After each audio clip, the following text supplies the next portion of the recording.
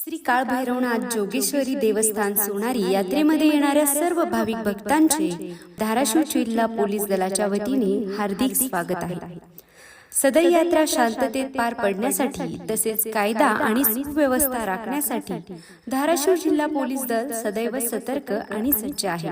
दिनांक 13/4/2026 ते दिनांक 15/4/2026 या दरम्यान भाविकांच्या सोयीसाठी प्रशासनाकडून वाहतूक आणि पार्किंग व्यवस्था करण्यात आलेली आहे।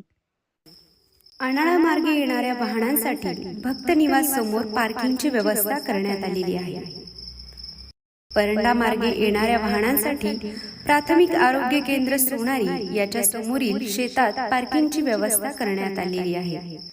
कौडगाव डोमगाव मार्गे येणाऱ्या वाहनांसाठी टी पॉइंट जवळील शेतात पार्किंगची व्यवस्था करण्यात आलेली आहे। लहुबाई तीर्थाकडील रोडने येणाऱ्या वाहनांसाठी गावालगत असलेल्या देवस्थानच्या जागेत पार्किंगची व्यवस्था करण्यात आलेली आहे। अनाळा ते परंडा आणि परंडा ते अनाळा मार्गे येणाऱ्या सर्व वाहनांसाठी कंडारी चौकात रोडलगत पार्किंगची व्यवस्था करण्यात आलेली आहे। शासकीय अत्यावश्यक सेवेसाठी वाहनांसाठी प्राथमिक आरोग्य केंद्र सोनारी या ठिकाणी पार्किंगची व्यवस्था करण्यात आलेली आहे। भाविकांसाठी परंडा ते अनाळा रोड लगत रेस्ट हाऊस जवळ तात्पुरते यात्रा बस स्थानक तयार केलेले आहे। काळभैरव देवस्थान यात्रा सुकर संपन्न व्हावी यासाठी प्रशासन सदैव सज्ज आहे। श्री काळभैरव देवस्थान सोनारी आणि यात्रा पोलीस चौकी तसेच पोलीस नियंत्रण कक्ष आपल्या सेवेसाठी सदैव सज्ज आहे।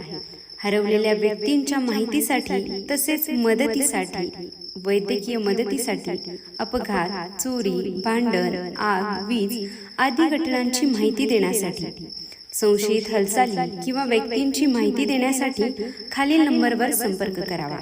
मोबाईल नंबर 9607998725 आणि आपत्कालीन क्रमांक असेल डायल 112। यात्रा दरम्यान भाविकांसाठी काही महत्त्वाच्या सूचना आहेत। पोलीस, स्वयंसेवक, यात्रा कमिटी, मंदिर प्रशासन, ग्रामपंचायत यांनी दिलेल्या सूचनांचे कृपया आपण पालन करावे। आपली वाहने पार्किंग मध्येच पार्क करून दर्शनास यावे। रस्त्यावर तसेच रस्त्याच्या कडेला कृपया वाहने पार्क करू नये। यात्रा कालावधीमध्ये अत्यावश्यक सेवा वगळता इतर सर्व प्रकारच्या वाहनांना सोनारी गावामध्ये प्रवेशबंदी असणार आहे। दर्शन रांगेने जाऊन शिस्तीत दर्शन घ्यावे आणि दर्शन झाल्यानंतर मंदिर व परिसरात विनाकारण थांबून राहू नये। यात्रेस येताना आपले मौल्यवान दागिने, किमती वस्तू आणि जास्त रक्कम सोबत बाळगू नये। चोरांपासून सावध राहावे। यात्रेत लहान मुले, वृद्ध माणसे यांची देखील काळजी घ्यावी। बेवारस वस्तू किंवा संशयित वाहन दिसून आल्यास त्यात हात न लावता पोलीस प्रशासनाशी संपर्क करावा।